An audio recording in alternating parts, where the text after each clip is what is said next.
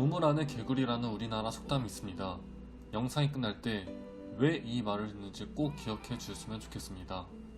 1970년도의 옛날 서울의 모습입니다. 6.25 전쟁을 겪은 후 세계로부터 경제 원조를 받던 힘든 시절이 있었습니다.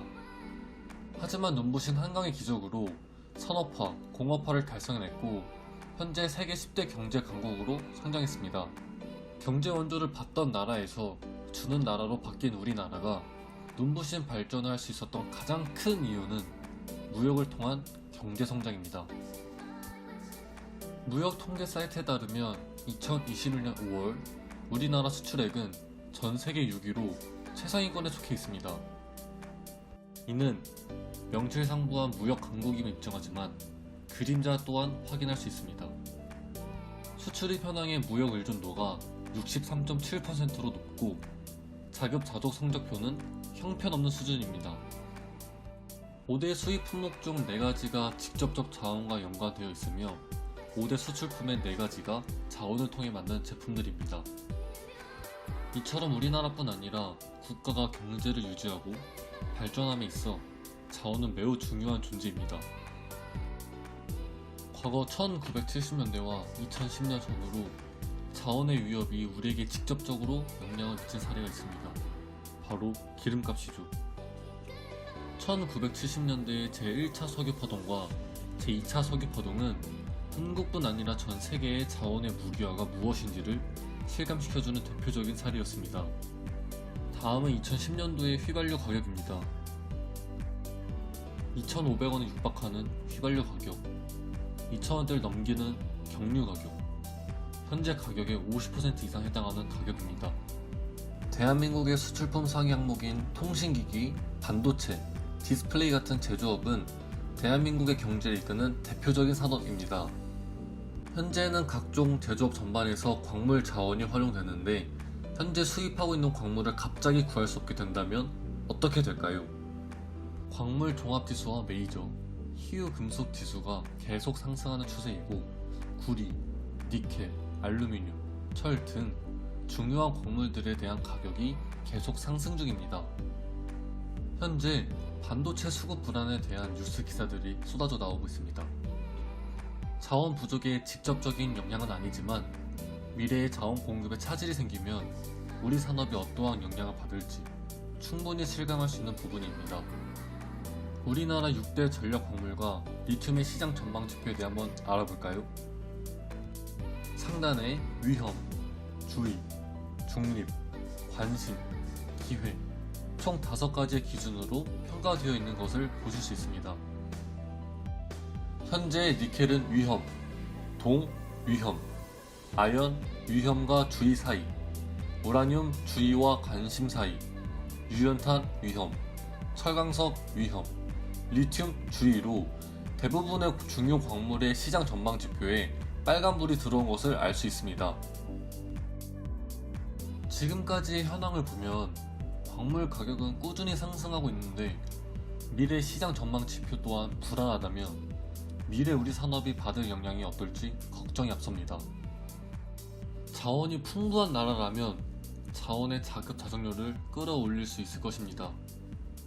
하지만 우리나라의 경우 오른쪽 게임의 그림처럼 경제성이 떨어지는 자원에 대한 생산을 울며 겨자 먹기로 시행하거나 최악의 경우 왼쪽 사례처럼 산업에 커다란 타격을 입고 많은 사람들이 직장을 잃게 될 것입니다. 스타크래프트라는 이 게임 특성상 자원을 활용한 전투를 볼 수 있습니다. 게임을 이길 확률을 높이기 위해 다양한 곳에서 많은 자원량을 확보해야 할 것입니다. 그렇기 때문에 저는 자원량을 확보하기 위해 영역을 확장하고 있습니다.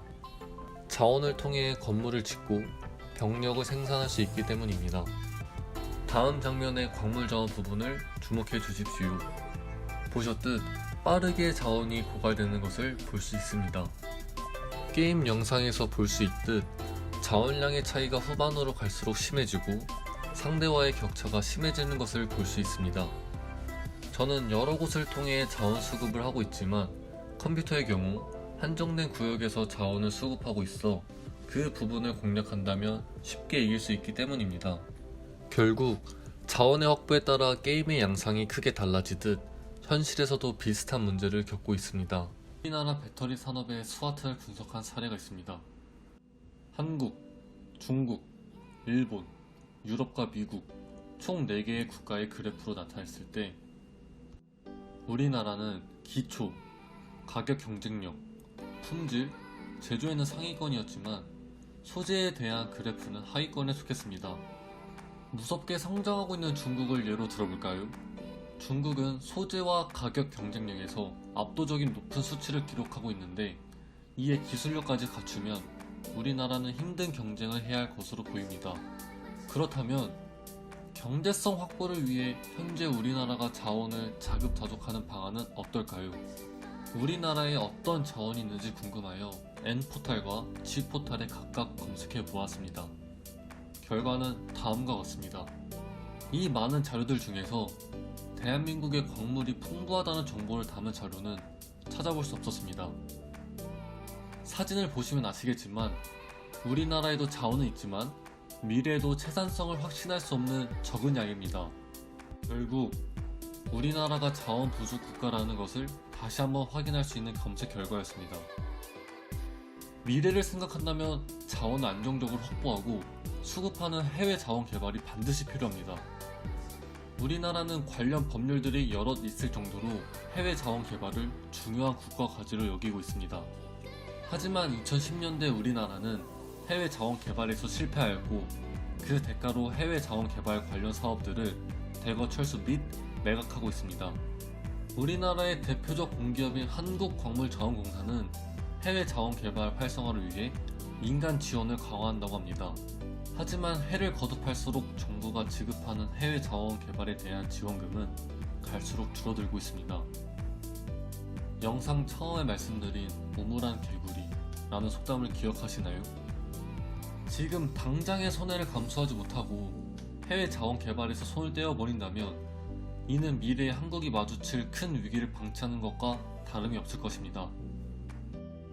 당장 바로 앞에 이익을 위해 우물 안의 개구리가 되지 않고 나중을 위한 큰 미래 자산을 잃지 않길 바라며 이 영상이 해외 자원 개발의 중요성과 필요성에 대해 생각해보는 시간이 되었으면 좋겠습니다.